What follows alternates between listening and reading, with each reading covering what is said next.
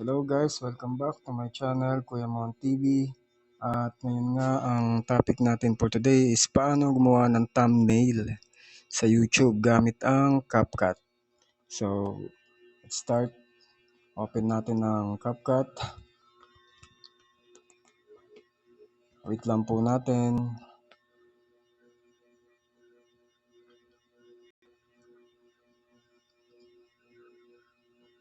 So, makikita nyo dyan ay new project. Wait lang, medyo nagano eh. So, skip lang natin yan.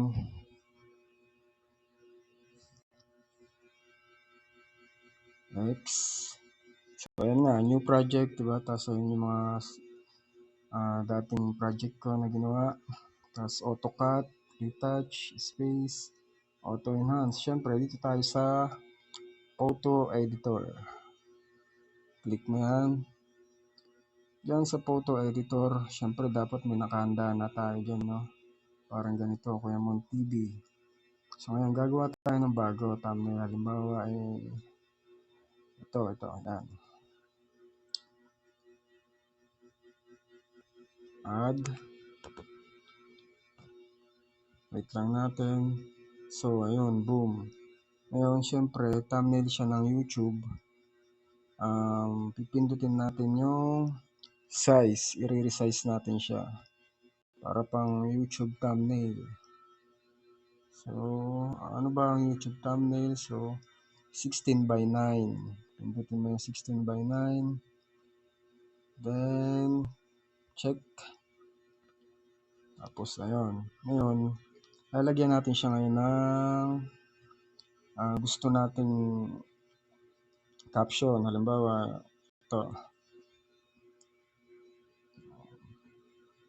Ayan, sulat lang tayo dyan.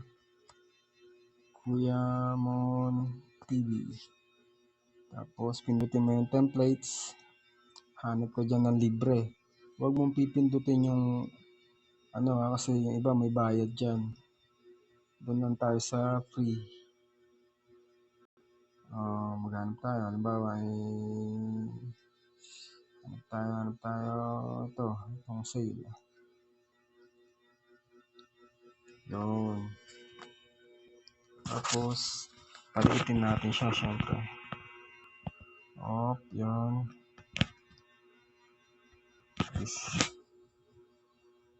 Kayo na po bahala dumiskarte pag ganyan. Kuya Mon TV.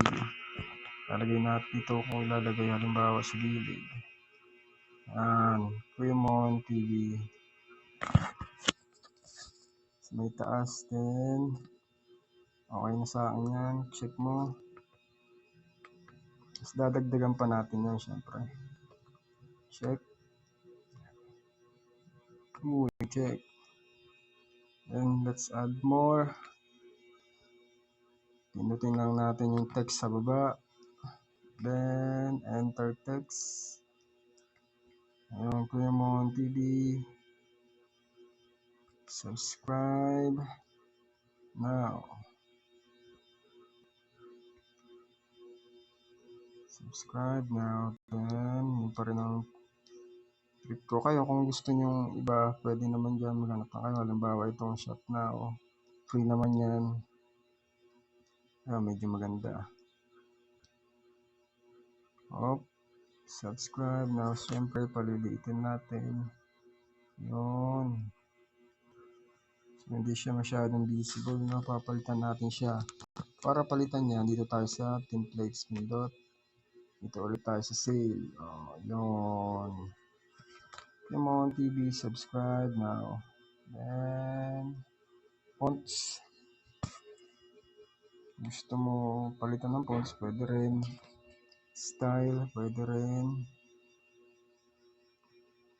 Palitan natin ng kulay. Gusto ko itim. Yun. O kaya iba, pula. Or ibang kulay. Ito. Yan, pwede na siguro. Yun. Ayun. Iyon, para kitang kita.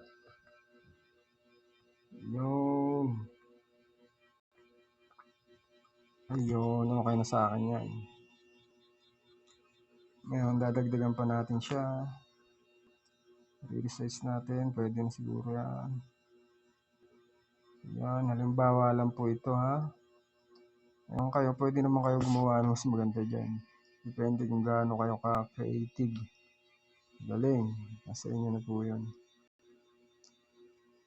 Sa akin, hindi ba man. Pero halimbawa lang naman to, pwede kayong gumawa ng mas maganda dyan. Mahihigitan nyo pa yan. So, syempre, export. Finish na po tayo. Wait lang po natin matapos. Yung tapos, pinutin natin yung done. Yan, makikita natin dyan yung project natin. Pindutin lang natin yung project. Oops, wala siya. Hanapin natin siya. Saan na yun? Nawala. So, wala siya dyan. Dito natin siya makikita sa album. All items, no. So, ayun na siya. Boom. Ayun. Kuya Mon TV, subscribe now. So, ayan ako, kung nagustuhan niyo yung video, please hit subscribe button and click the bell icon para sa mga susunod pa nating video. At comment na rin po kayo kung ano pang gusto niyo malaman tungkol sa CapCut. Gagawa natin ng video tutorial yan. Ayun, salamat. God bless.